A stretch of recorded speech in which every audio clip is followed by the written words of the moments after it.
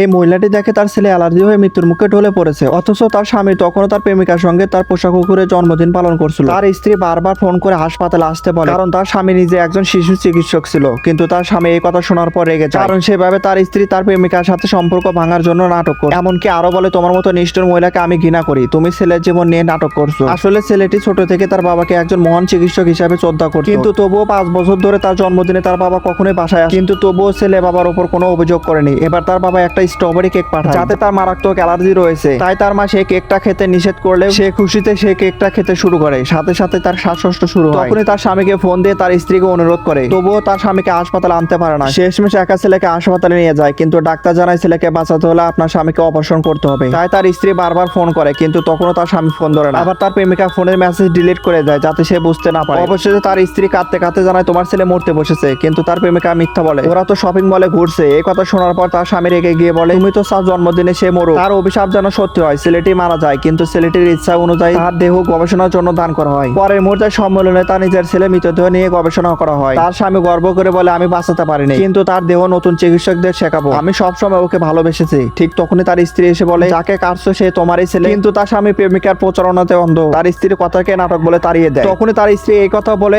আজ তুমি যদি এই দেহটা কাটো তোমার সব মিথ্যা প্রকাশ পাবে। কিন্তু তার নিষ্ঠুর স্বামী ছেলের দেহ নিজে কাটতে শুরু করে। বুঝতেই পারে না নিজের সন্তানের স্বপ্ন আর মর্যাদা সে নিজে হাতে ধ্বংস করলো।